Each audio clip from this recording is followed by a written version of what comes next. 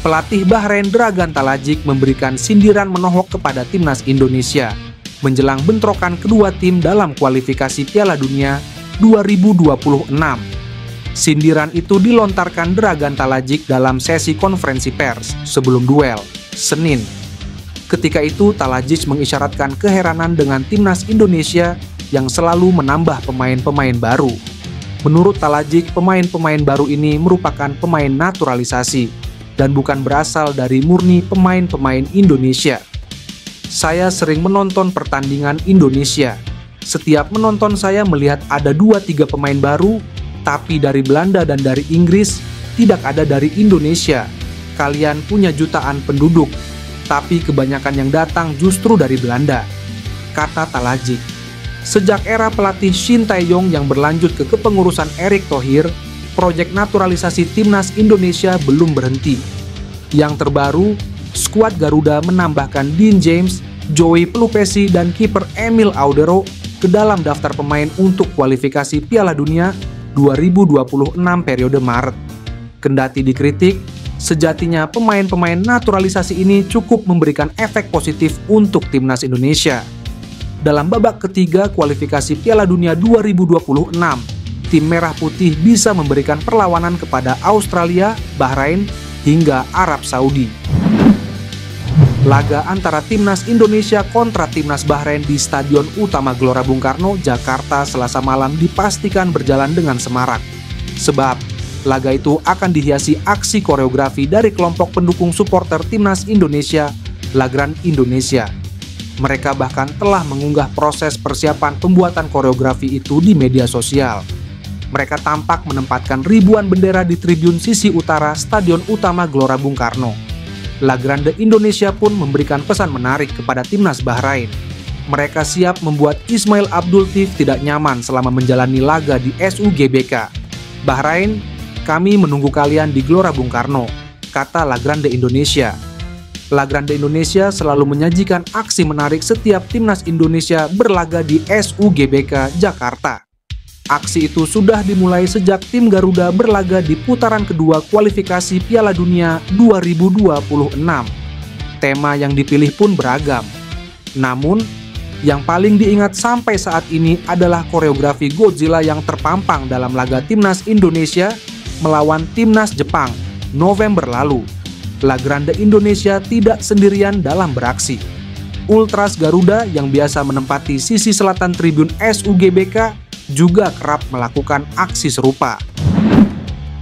Tristan Guijer buka peluang bela timnas Indonesia. Guijer sendiri mengatakan bahwa dirinya tak menutup pintu di kemudian hari untuk menjalani proses naturalisasi. Sebab, fokusnya saat ini adalah sembuhkan cedera dan dapatkan menit main di klub. Nama Guijer sempat ramai diperbincangkan untuk menjadi pemain naturalisasi timnas Indonesia. Pasalnya, pemain berusia 20 tahun itu memiliki darah keturunan Maluku dari sang ibu. Guijer pun tidak menutup peluang soal kemungkinan membela timnas Indonesia. Namun kata Guijer, lebih lanjut, Guijer turut memantau timnas Indonesia. Pemain berdarah Maluku ini mengakui skuad Garuda alami perkembangan. Patrick Kluivert merespons rumor calon pemain naturalisasi timnas Indonesia, Emiliano Jonathans, ke Jakarta untuk menyaksikan laga melawan Bahrain di Stadion Utama Gelora Bung Karno, Jakarta, Selasa. Rumor Jonathans ke Jakarta kali pertama muncul karena posting ayah sang pemain melalui Instagram akhir pekan lalu. Ayah Jonathans, Deko, mengunggah foto jadwal penerbangan ke Jakarta. Foto postingan Deko memunculkan rumor Jonathans dan keluarganya akan mengurus proses naturalisasi untuk memperkuat timnas Indonesia. Namun, Kluivert mengaku belum mendapat kabar mengenai Emiliano Jonathans ke Jakarta. Saya belum dengar apapun mengenai hal itu. Saya belum mendengar soal Emiliano Jonathans. Jadi saya harus fokus ke hasil melawan Bahrain, dan itu prioritas utama saat ini, ujar Kluivert. Emiliano Jonathans merupakan gelandang serang FC Utrecht. Pemain 20 tahun itu memiliki darah Indonesia dari kakek sang ayah, yang disebut berasal dari Depok. PSSI sudah berupaya untuk menaturalisasi Jonathans. Namun, mantan pemain Vitesse Arnhem itu mengaku belum mau memperkuat timnas Indonesia. pemain keturunan, Joey Pelupessy mengharapkan dirinya bisa membantu tim dalam duel Timnas Indonesia versus Bahrain. Timnas Indonesia akan menjamu Bahrain dalam lanjutan kualifikasi Piala Dunia 2026 yang dijadwalkan Selasa di Stadion Gelora Bung Karno, Jakarta. Jelang pertandingan tersebut, Joey Pelupessy berharap dirinya bisa tampil untuk skuad Garuda. Pasalnya sebelumnya, ia hanya duduk di bangku cadangan ketika Timnas Indonesia dihajar telak Australia dengan skor 1-5. Apalagi bergabung ke tim Merah Putih menjadi pengalaman baru untuknya. Gelandang bertahan tersebut siap berjibaku di Timnas Indonesia versus Bahrain dan meraih hasil positif. Tim ini sudah lama bersama-sama hingga sekarang, dan saya berharap saya merupakan kepingan baru yang bisa banyak membantu, jelas Joey Pelupessy. Nah, sosok Joey Pelupessy diyakini akan menjadi tambahan kuat di lini tengah Timnas Indonesia. Ia dianggap sebagai gelandang yang punya aksi defensif bagus, sehingga diharapkan cocok duet dengan Tom Hea. Diprediksi jika Joey Pelupessy tampil, Tom Hea akan memiliki keleluasaan untuk memberikan kreasi di lini tengah.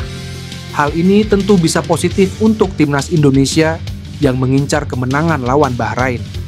Asisten pelatih Timnas Indonesia, Alex Pastoor, mendapat desakan untuk menggantikan Patrick Kluivert saat menghadapi Bahrain di lanjutan grup C kualifikasi Piala Dunia 2026 zona Asia.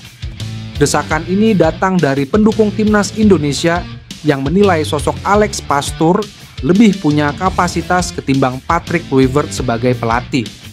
Hadirnya desakan ini tak lepas dari hasil buruk yang diterima skuad Garuda saat menghadapi Australia di matchday ke-7 grup C kualifikasi Piala Dunia 2026 zona Asia, Kamis.